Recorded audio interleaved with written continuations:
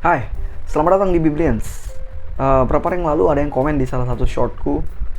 Dia komen dengan cukup panjang, bahkan panjang banget. Ya, dan komennya cukup bisa dibilang pedas ya, karena beberapa kosakata yang digunakannya. Nama akunnya adalah Ian Said. Dia bilang gini, aku nggak akan baca semua, tapi aku akan baca yang penting aja yang mau aku tanggapi di video kali ini. Dia bilang gini, maka kasihan sekali kepada orang Kristen ketika bahkan yang sudah terdidik jadi dokter, dokter kesehatan. Mungkin masuk di sini dokter ya, salah ketik atau apa terserah. Sekali lagi, ketika bahkan yang sudah terdidik jadi dokter pun secara spiritual bisa begitu dungunya. Kita dungu sekali, para dokter teologi dungu katanya, sehingga tak mampu memahami bahwa ayat kitab Yohanes 1:1 pada mulanya adalah firman itu bersama dengan Allah, dan firman itu adalah Allah. Itu adalah ayat palsu yang sebenarnya adalah karya sastra karangan Philo yang sudah ada sejak zaman Yesus, yang awalnya dikutip sebagai prakata kitab Yohanes itu akhirnya disusupkan atau disisipkan sebagai ayat dan bagian dari isi kitab Yohanes itu. Padahal jelas-jelas itu bukan firman Allah kepada Yesus. Atau kalau Paulus mau dianggap sebagai nabi, maka kalimat itu juga bukan pula ayat firman Tuhan kepada Paulus. Jadi sebenarnya proses penyusupan kalimat karya sastra dari penyair Philo ke dalam kitab Yohanes sangat amat memalukan sekali. Sebelum kutanggapi, sebenarnya aku malas nanggapin yang beginian, karena pakai dungu, hinaan-hinaan seperti itu, olokan-olokan seperti itu. Karena apakah dia sudah paling pintar sejagat raya sehingga bisa ngomong-ngomong begitu? Tapi aku tetap buat video ini untuk teman-teman Kristen, supaya kita nggak salah paham kalau membaca ini atau kelak mendapatkan tudingan ini soal Philo Alexandria tadi.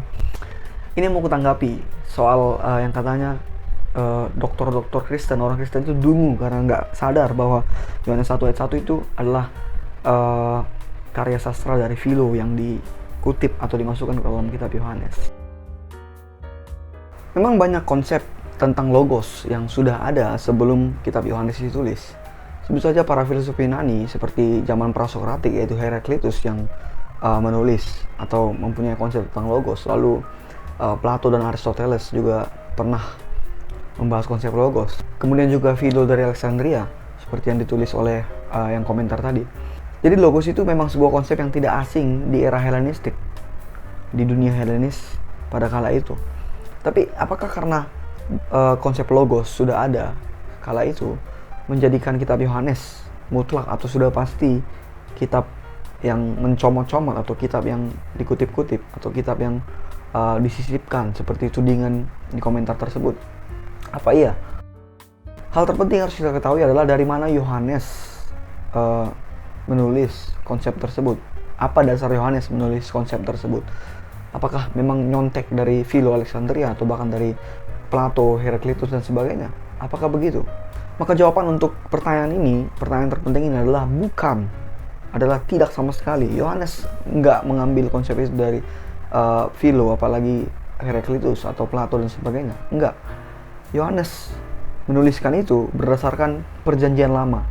Itu konsep yang sudah ada sejak perjanjian lama, bukan oleh Philo Alexandria yang baru ada abad pertama Masehi.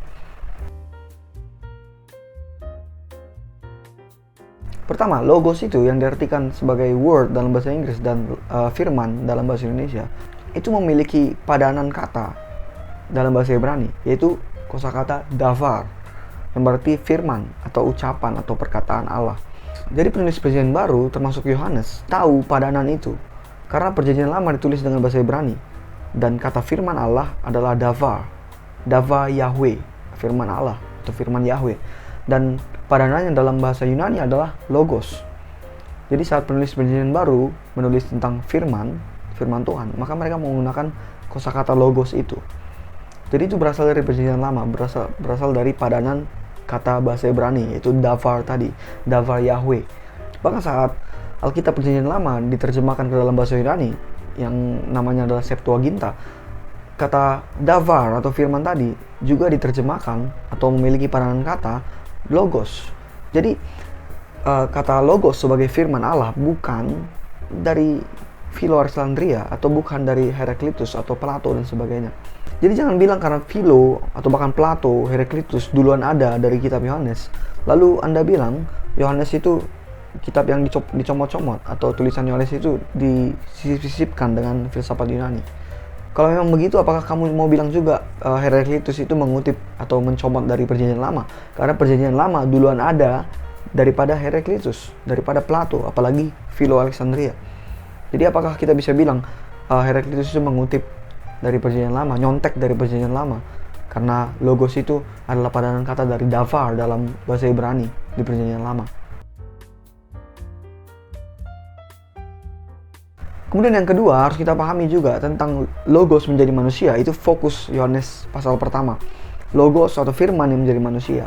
Apakah ini bisa juga kita bilang, ini nyontek dari Heraklitus, nyontek dari Philo Alexandria? Enggak, jangan asal ngomong. Konsep firman yang menjadi manusia, firman yang menyatakan diri menjadi manusia dalam bentuk manusia, itu bukan konsep Philo Alexandria. Kalaupun Philo juga berkata begitu, itu bukan konsep dia pertama kali.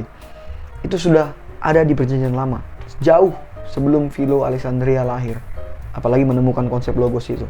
Jadi jangan bilang itu diambil dari Philo Alexandria, jangan omong kosong. Mari kita lihat Perjanjian Lama yang mengatakan atau menyatakan bahwa firman menyatakan diri sebagai manusia. Yang pertama, dalam 1 Samuel 3 ayat 21, firman Tuhan berbunyi seperti ini.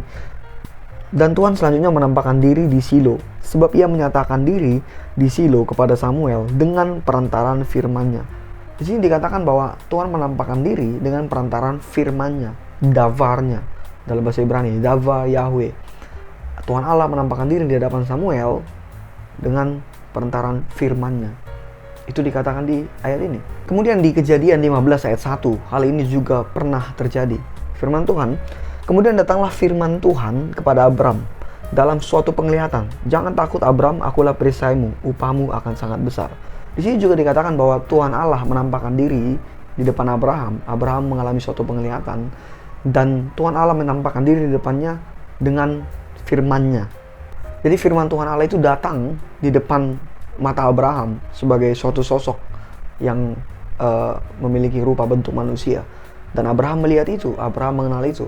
Lalu Tuhan bilang, jangan takut, akulah perisaimu, akulah Tuhanmu, Tuhan Allahmu. Jadi konsep firman yang menjadi manusia, logos yang menjadi manusia, itu bukan konsep baru di Perjanjian Baru. Itu bukan konsep baru di filsafat Yunani, bahkan bukan konsep dari Philo Alexandria. Jadi jangan sok pintar dengan bilang Yohanes 1 ayat 1 itu kutipan atau contekan dari Philo Alexandria atau filsafat Yunani. Melainkan konsep logos yang menjadi manusia, firman yang menjadi manusia, davar Yahweh yang menjadi manusia, memiliki bentuk rupa manusia, menampakkan diri, menyatakan diri. Itu sudah ada sejak Perjanjian Lama, jauh sebelum filsafat Yunani, jauh sebelum Philo Alexandria. Jadi jangan banyak bicara kalau nggak tahu soal Perjanjian Lama itu.